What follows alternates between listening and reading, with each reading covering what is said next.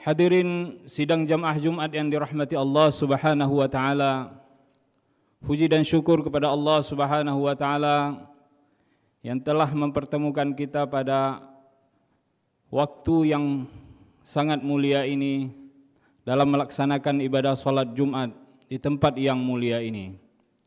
Salawat dan salam kepada Rasulullah sallallahu alaihi wasallam, uswah wa qudwah hasanah dalam hidup dan kehidupan kita. Pada kesempatan ini juga khatib tidak lupa mengajak kita semua untuk meningkatkan ketakwaan kepada Allah Subhanahu wa taala. Takwa di mana kita melaksanakan seluruh perintah-perintah Allah dan meninggalkan seluruh larangan-larangannya. Takwa bukan hanya kita meningkatkan ibadah ritual, tetapi meningkatkan kepedulian kita, meningkatkan kesadaran kita akan sejarah masa lampau kita, kegemilangan, kehancuran, naik turunnya peradaban umat Islam. Itu merupakan bagian dari kesadaran yang harus kita tumbuh kembangkan dalam diri dan jiwa kita. Hadirin kaum muslimin sidang jamaah Jumat yang dirahmati Allah Subhanahu wa taala. Dalam kesempatan singkat ini, khatib ingin mengajak kita semua merenungi sebuah episode yang sangat penting. Salah satu peristiwa yang sangat penting dalam sejarah peradaban umat Islam, yaitu kemajuan dan kehancuran Islam di Andalusia Spanyol. Hadirin sidang jamaah Jumat yang dirahmati Allah, kita ingin melihat bagaimana perjalanan sejarah naik turunnya perkembangan Islam di Andalusia, serta hikmah apa yang bisa kita ambil untuk majunya peradaban Islam di Aceh dan di Indonesia, bahkan di dunia saat ini. Hadirin kaum muslimin sidang jamaah Jumat yang dirahmati Allah Subhanahu wa taala. Saya ingat sebuah cerita ataupun kisah yang disampaikan oleh seorang ahli sejarah modern, sejarah Islam modern, Syekh Uthman Al-Khumais, seorang ahli sejarah berasal dari Kuwait. Beliau menceritakan bahwa qadar Allah, suatu saat beliau sempat mengunjungi Al-Hamra, Istana Al-Hamra di Granada atau di Gharnatah, di dalam bahasa Arab dikenal dengan Gharnatah. Karena kota-kota di Spanyol ini kita tahu bahwa semua memiliki akar daripada akar bahasa Arab ataupun akar sejarah Islam.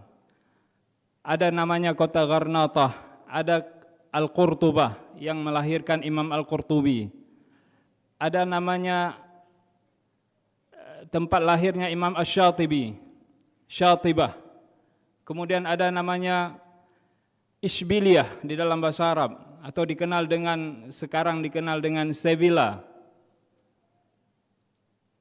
Kota-kota ini adalah kota yang pernah maju dengan kemajuan yang luar biasa di masa kejayaan Andalusia lebih kurang 8 abad di Eropa dulu.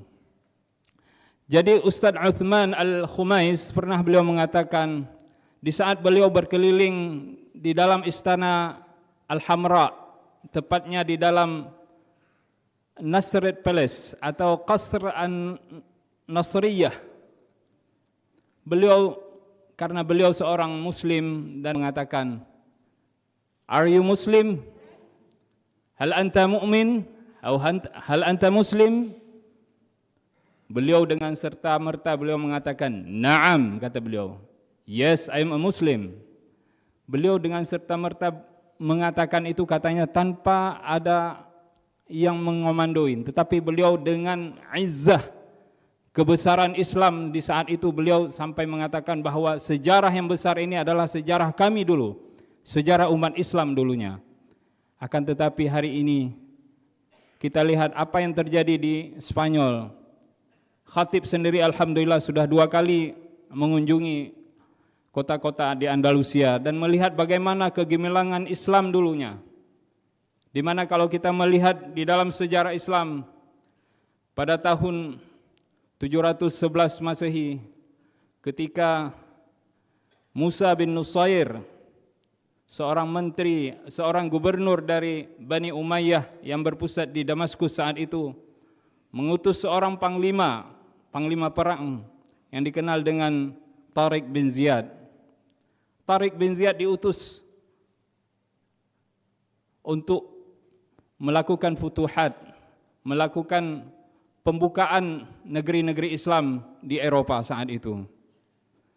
Tariq bin Ziyad di dalam sejarah yang sering kita bacakan datang dengan lebih kurang 12.000 tentara muslim saat itu.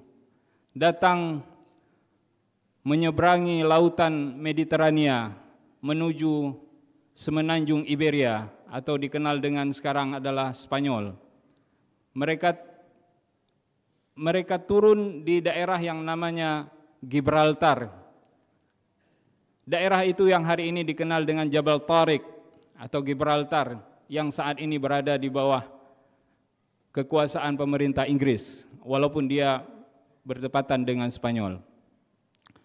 Kemudian dengan kegigihan dan semangat pasukan Jabal bin Tariq, mereka dapat menaklukkan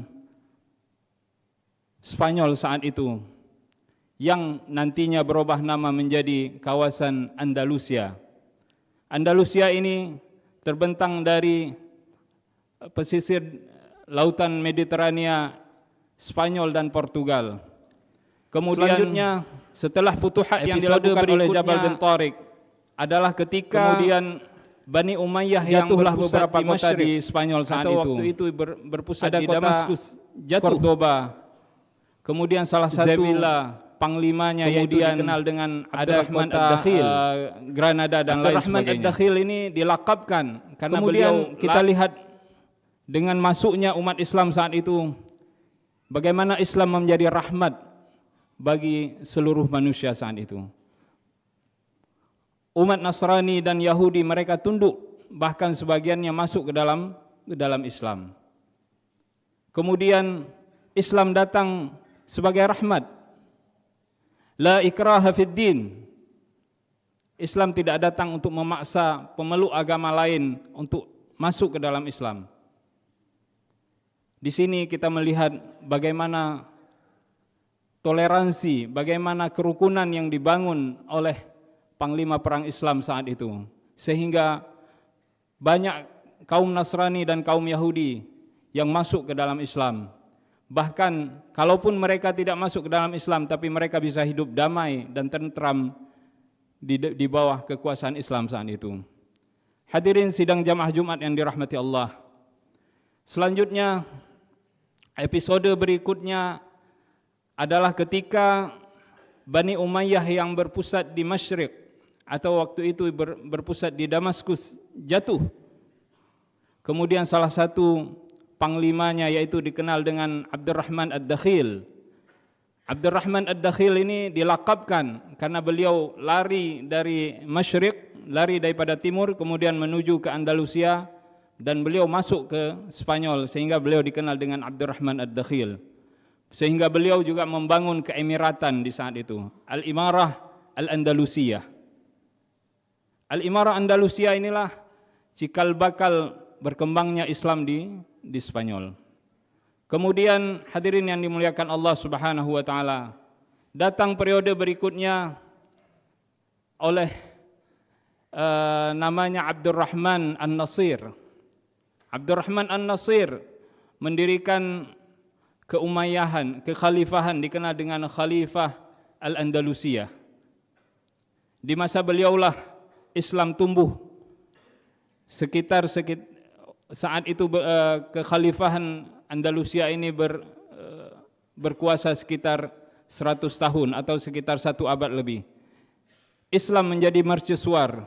Cordoba masjidnya menjadi pusat ilmu pengetahuan di Eropa. Penerangan di saat itu, di saat Eropa di dalam kegelapan, tapi kita melihat bahwa Andalusia penuh dengan penerangan ilmu pengetahuan.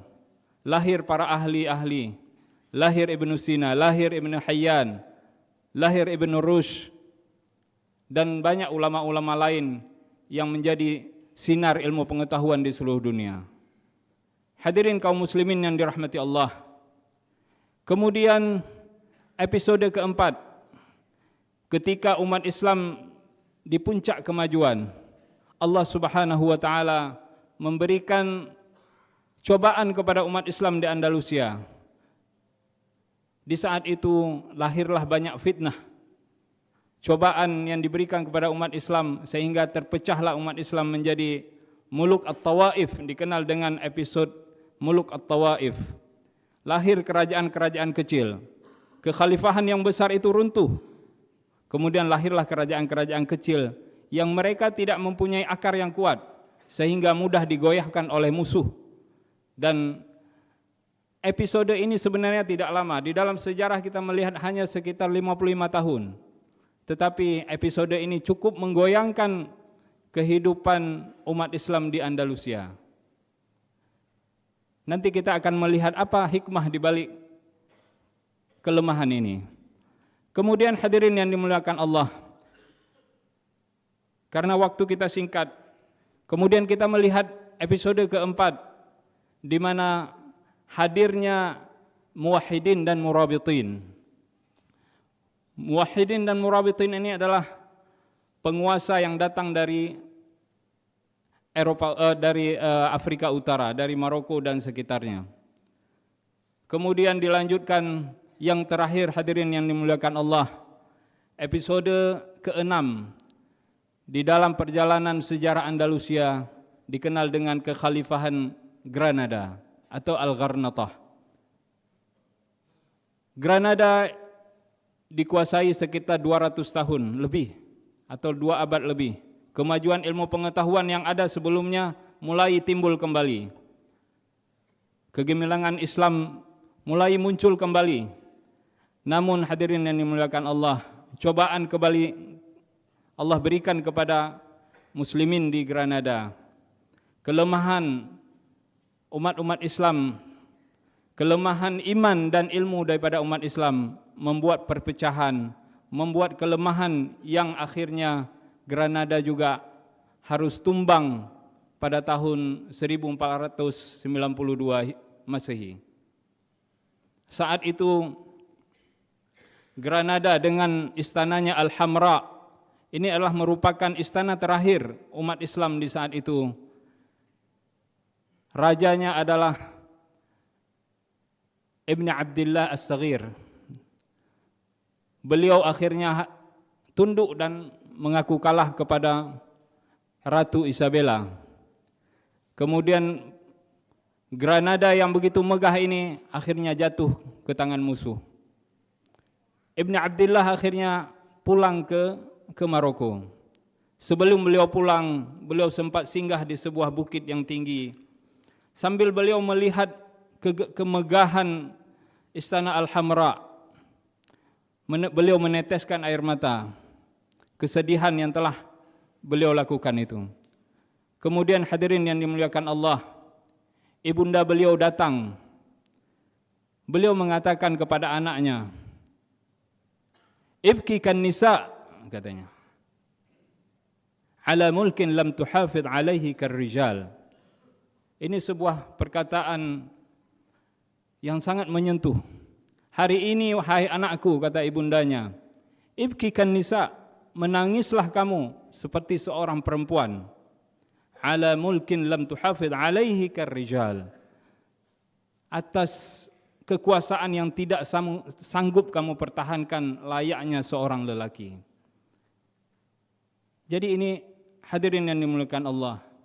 Rijal di dalam agama Islam, di dalam Islam dimaknai seorang yang kokoh, yang kuat, yang bisa mempertahankan izzahnya, kehebatannya, kehormatannya. Akan tetapi karena perjalanan sejarah yang begitu besar, akhirnya Islam harus tunduk, dan orang-orang Islam saat itu diberi pilihan. Kalau mereka ingin tinggal dan tetap di Spanyol mereka juga harus menanggalkan agamanya.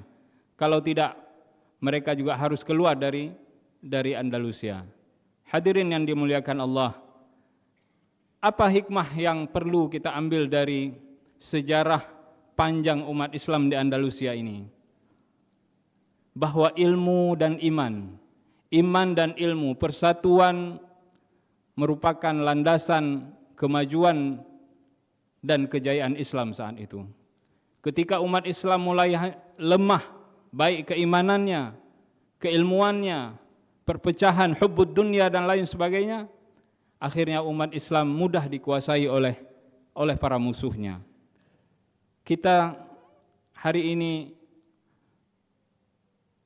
melihat bagaimana kekuatan Islam ketika kita tidak punya kekuatan iman dan ilmu yang kuat, maka kita sangat mudah untuk dipengaruhi, bahkan ditindas oleh negara-negara ataupun pihak-pihak lain. Kemudian hikmah lain adalah ketika Islam berkuasa, umat non-muslim mereka berada di bawah kedamaian dan di bawah keamanan. Man adza dhimmiyan faqad adzani, kata Rasulullah. Rasulullah SAW mengatakan, barang siapa yang menyakiti orang non-muslim yang dhimmi, yang mereka berada di bawah naungan muslim, maka mereka telah menyakitiku, kata Rasulullah. Jadi Islam sangat memperhatikan itu. Kerukunan dan moderasi beragama tumbuh dan baik dengan pemahaman yang benar di saat Islam berada di kejayaannya di Spanyol. Hadirin yang dimuliakan Allah, perjalanan walaupun singkat apa yang saya sampaikan ini menjadi renungan kita bersama. Semoga kejayaan dan keruntuhan Islam di Spanyol ini bisa menjadi ibrah bagi kita untuk tetap memperjuangkan agama kita, tetap jaya, tetap menjadi rahmat bagi semesta alam.